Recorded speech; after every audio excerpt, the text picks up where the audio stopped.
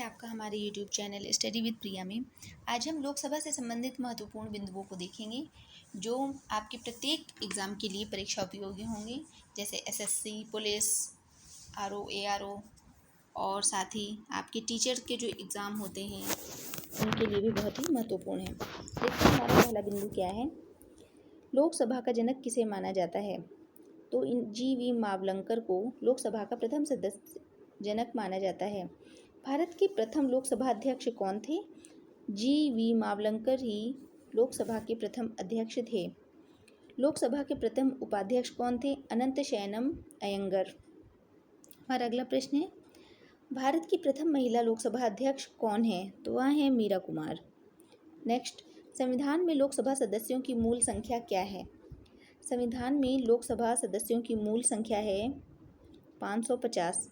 पहले यह थी 552, लेकिन 2019 अधिनियम संविधान 104 जो संविधान संशोधन हुआ था 2019 के द्वारा 2020 से 2020 से वो सदस्य हट गए। एंग्लो इंडियन जो राष्ट्रपति नियुक्त करते थे, इसी वजह से अभी इन सीटों की संख्या 550 रह गई है। कितनी? 550। तो फिर अब आएगा मूल संख्या क्या है लोकसभा सदस्यों की, तो आपको लिखना होगा 550। अगला है हमारा क्वेश्चन, वर्तमान में लोकसभा में कितने सदस्य हैं? तो ये भी 2 घटा दीजिए आप, 543। याद रखिएगा फ्रेंड्स, वर्तमान में 543 ही है, 545 गलत है। अगला हमारा क्वेश्चन है, 31वें संवैधानिक संशोधन अधिनियम द्वारा लोकसभा की अधिकतम सदस्य संख्या कितनी निर्धारित की गई है? तो वह निर्धारित की गई है 545। अगला, लोकसभा में राज्यों को किस आधार पर सीटें आवंटित होती हैं? तो वहाँ की जनसंख्या के आधार पर लोकसभा में राज्यों को सीटें आवंटित होती हैं। अविश्वास प्रस्ताव किस सदन में लाया जाता है? वह भी लोकसभा में लाया जाता है। लोकसभा के अध्यक्ष को कौन चुनता है? तो उसके सदस्य चुनते हैं। ये स्थायी अध्यक्ष होते हैं, जबकि लोकसभा का अस्थायी अध्यक्ष प्रोटेम स्पीकर को कौन नियुक्त करता है? तो उसे राष्ट्रपति नियुक्त करते हैं। इसमें दो अध्यक्ष होते हैं, एक राष्ट्रपति द्वारा नियुक्त किए जाते हैं जब तक लोकसभा के सदस्य नहीं चुन लेते। उसके बाद जब लोकसभा के सदस्य अपना स्थायी अध्यक्ष चुन लेते हैं तो प्रोटेम स्पीकर का पद समाप्त कर दिया जाता है। अस्थायी लोकसभा अध्यक्ष को क्या कहते हैं? अस्थायी लोकसभा अध्यक्ष को प्रोटेम स्पीकर कहते हैं, अभी हम देख चुके हैं। किस राज्य का लोक एवं राज्यसभा में प्रतिनिधित्व सबसे अधिक है? तो इसका आंसर है उत्तर प्रदेश, क्योंकि देखिए लोकसभा में उत्तर प्रदेश में 80 सीट है और राज्यसभा में इसमें 31 सीट है। इतनी ज़्यादा सीटों की संख्या का आवंटन केवल उत्तर प्रदेश में ही है और किसी राज्य में नहीं। अगला हमारा प्रश्न है, उत्तर प्रदेश के अतिरिक्त लोकसभा में किन 2 राज्यों का प्रतिनिधित्व सबसे अधिक है? तो वह है महाराष्ट्र में और बिहार में। महाराष्ट्र में 48 है, अभी हमने देखा था यूपी में कितना था, 80 था सबसे अधिक। उसके बाद महाराष्ट्र में है और बिहार में 40 है लोकसभा सीटों की संख्या। ये आप याद रखिएगा, ये कूट आता है मिलाने के लिए कि राज्य दे दिए जाएंगे, उनकी लोकसभा सीटों की संख्या दे दी जाएगी, और वैसे ही इम्पोर्टेंट जो जैसे बहुत ज़्यादा अधिक है या कम है ऐसे दिया जाता है। आपातकाल के दौरान संसद लोकसभा का कार्यकाल एक बार में कितने के समय के लिए बढ़ा सकते हैं? तो 1 वर्ष के लिए बढ़ाया जा सकता है।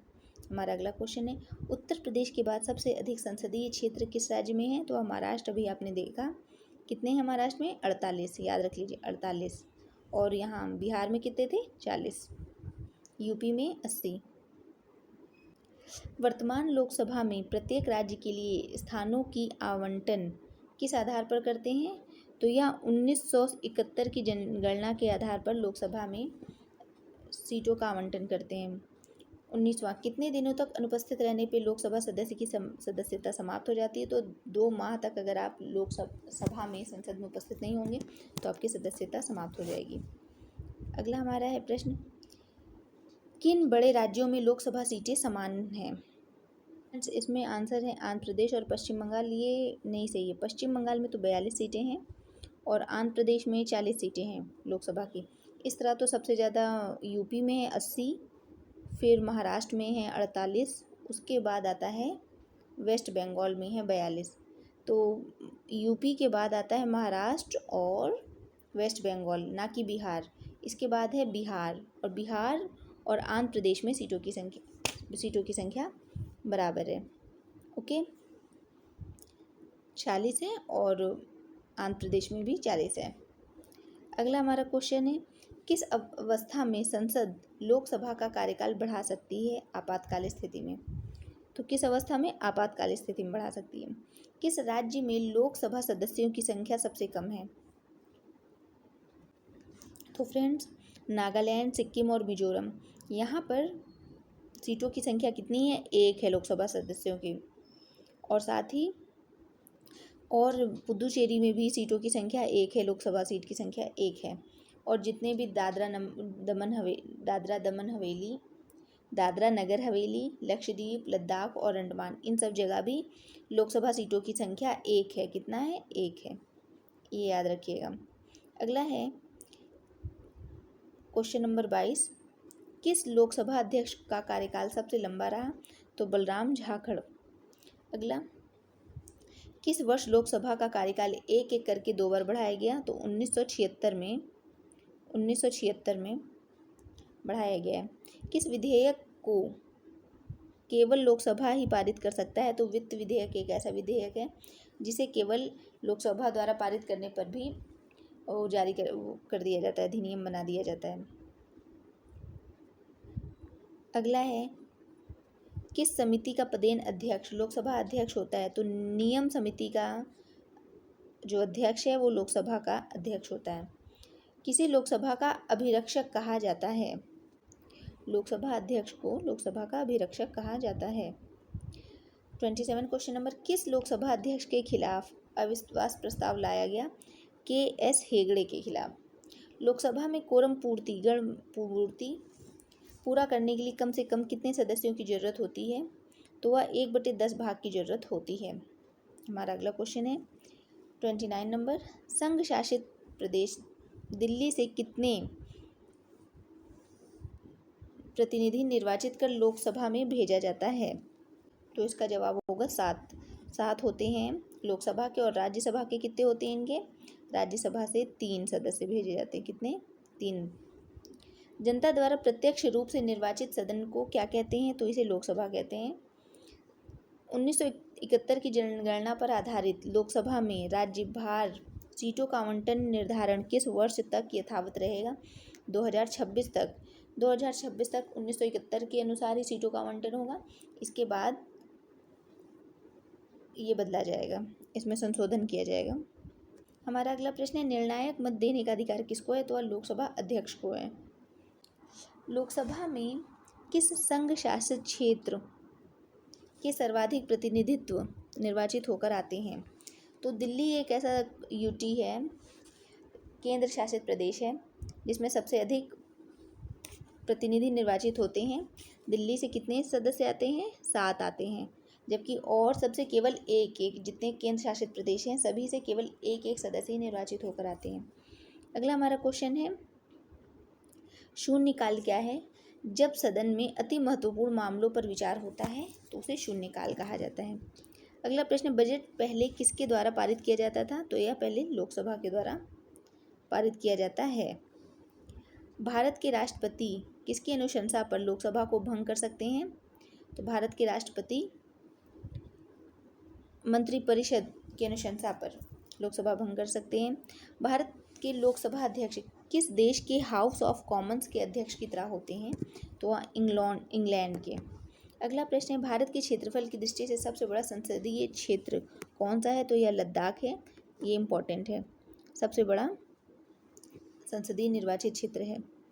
अगला हमारा क्वेश्चन है, भारत में लोकसभा किसका प्रतिनिधित्व करती है? तो यह भारतीय जनता का प्रतिनिधित्व करती है लोकसभा।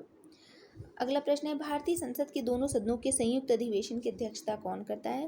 तो वह लोकसभा अध्यक्ष करते हैं संयुक्त अधिवेशन की अध्यक्षता।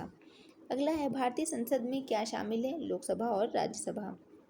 अगला है, भूतपूर्व सांसद सदस्यों को पेंशन व्यवस्था कब लागू की गई? इसकी व्यवस्था 1976 से प्रारंभ की गई। मंत्री परिषद किसके प्रति उत्तरदायी होते हैं? तो ये लोकसभा के प्रति उत्तरदायी होते हैं। मंत्री परिषद लोकसभा के प्रति उत्तरदायी होती है। अगला हमारा है, लोकसभा सदस्यों के निरयोग्यता से संबंधित प्रश्नों का निर्णय कौन करता है? तो इसका निर्णय लोकसभा के अध्यक्ष ही करते हैं। यदि अगला प्रश्न है, यदि कोई व्यक्ति राज्यसभा का सदस्य है तो क्या वह लोकसभा में अपना वक्तव्य दे सकता है? तो उत्तर है हाँ, वह अपना वक्तव्य दे सकता है। हमारा अगला प्रश्न है, राजनीतिक शब्दावली में शून्यकाल का अर्थ क्या है? तो राजनीतिक शब्दावली में शून्यकाल का अर्थ प्रश्नोत्तर सत्र से है। अगला है, राष्ट्रपति आंग्ल भारतीय समुदाय के कितने प्रतिनिधियों को लोकसभा में नामित कर सकता है? तो या दो, लेकिन ये अब समाप्त हो चुका है, वो अब 2020 से समाप्त, अभी मैंने शुरुआत में ही बताया है। इसे अधिनियम, कौन सा अधिनियम था जो 2019 में संविधान संशोधन अधिनियम आया था, उसके तहत इसको समाप्त कर दिया गया है। राष्ट्रपति लोकसभा के 2 सदस्यों को किसका प्रतिनिधित्व के लिए नामांकित कर सकता है? ये पहले एग्जाम में आ चुके हैं, इसीलिए क्वेश्चन शामिल किए गए हैं एंग्लो इंडियन, लेकिन अब इनको समाप्त कर दिया जा चुका है। क्वेश्चन नंबर 49, राष्ट्रमंडल अध्यक्षों के सम्मेलन का पदेन महासचिव कौन होता है? राष्ट्रमंडल अध्यक्षों के सम्मेलन का पदेन अध्यक्ष लोकसभा महासचिव होते हैं। लोकसभा अध्यक्ष अपना त्यागपत्र किसे देते हैं? तो लोकसभा उपाध्यक्ष को देते हैं। लोकसभा अध्यक्ष का चुनाव कौन करता है? और लोकसभा के सदस्य करते हैं। लोकसभा का एक निर्वाचन क्षेत्र कम से कम कितनी जनसंख्या का प्रतिनिधित्व करता है? तो यह प्रतिनिधित्व करता है 7.5 लाख जनसंख्या का। अगला है, लोकसभा का कार्यकाल 5 वर्ष से अधिक किस अवस्था में बढ़ाया जाता है? जब राष्ट्र में आपातकाल लागू हो। ये रिवाइज हुए हैं, तो इसीलिए क्वेश्चन भी रिवाइज हुए हैं। लोकसभा का नेता कौन होता है? तो लोकसभा के सदन के नेता ही होते हैं। अगला हमारा प्रश्न है, लोकसभा का विघटन कौन करता है? तो लोकसभा का विघटन राष्ट्रपति करते हैं। लोकसभा का सचिवालय किसके नियंत्रण में होता है? लोकसभा अध्यक्ष के नियंत्रण में होता है। लोकसभा का सदस्य बनने के लिए न्यूनतम आयु 25 वर्ष होनी चाहिए। अगला हमारा प्रश्न है, लोकसभा का सामान्यतः कार्यकाल कितने वर्ष का होता है? तो यह 5 वर्ष का होता है। लोकसभा को कौन भंग कर सकता है? राष्ट्रपति। प्रधानमंत्री की सलाह पर लोकसभा को राष्ट्रपति भंग कर सकता है। लोकसभा के अध्यक्ष या उपाध्यक्ष की अनुपस्थिति में लोकसभा की अध्यक्षता कौन करता है? तो लोकसभा का जो वरिष्ठतम सदस्य होता है, अध्यक्ष और उपाध्यक्ष जब अनुपस्थित होते हैं तो वो करते हैं। अगला हमारा है, लोकसभा में कम से कम कितने सत्र जरूरी होते हैं? वर्ष में 2 बार सत्र जरूरी है। लोकसभा सदस्य अपना त्यागपत्र किसको देते हैं? तो लोकसभा अध्यक्ष को लोकसभा के सदस्य अपना त्यागपत्र देंगे। और लोकसभा की बैठक की अंतिम तिथि तथा दूसरी बैठक की प्रथम तिथि के बीच कितने समय से अधिक का अंतराल नहीं होना चाहिए? तो 6 माह से ज़्यादा का अंतराल नहीं होना चाहिए। लोकसभा के लिए प्रथम आम चुनाव कब हुआ था? तो 1952 में प्रथम चुनाव हुए थे। ये सब बहुत ही बेसिक से कॉमन क्वेश्चन है, जिसका ज्ञान हर एक छात्र को होना चाहिए। जो बड़ी परीक्षाओं की भी तैयारी कर रहे हैं, ये याद होने चाहिए आपको। लोकसभा के सदस्यों की निरयोग्यता से संबंधित प्रश्नों का निर्णय लोकसभा के अध्यक्ष करते हैं। ये प्रश्न हो चुका है। लोकसभा में किसी विधेयक को धन विधेयक के रूप में कौन प्रमाणित करता है? तो लोकसभा के अध्यक्ष जो होते हैं वो यह प्रमाणित करते हैं। लोकसभा महासचिव की नियुक्ति कौन करता है? लोकसभा अध्यक्ष। संसद सदस्यों की प्रतिमाह वेतन के रूप में कितना रुपये प्राप्त होता है? तो इसमें लिखा है 16,000, लेकिन ये 16,000 सही नहीं है। वर्तमान में क्या है आप कमेंट बॉक्स में ज़रूर बताइएगा, ठीक है। संसद सदस्यों की प्रतिमाह वेतन के रूप में कितना रुपये प्राप्त होता है? हमारा अगला प्रश्न है 69, सांसद को सुचारू रूप से अपना कार्यकाल चलाने के लिए प्रत्येक महीने कितना कार्यकाल भत्ता देना होता है? ये इसको अपडेट करना पड़ेगा। ये जो प्रश्न है अब ये बढ़ गया है, तो फिर इसके बारे में जिसको जानकारी हो प्लीज़ कमेंट बॉक्स में ज़रूर बताइएगा। तो फ्रेंड्स, आपको हमारा ये वीडियो कैसा लगा? लोकसभा से संबंधित महत्वपूर्ण बिंदुओं के बारे में प्लीज़ कमेंट बॉक्स में ज़रूर बताइएगा, जो भी प्रश्न है जिनके उत्तर आपको पता हैं। और मेरे चैनल को लाइक और सब्सक्राइब ज़रूर कर लीजिएगा। तब तक के लिए धन्यवाद।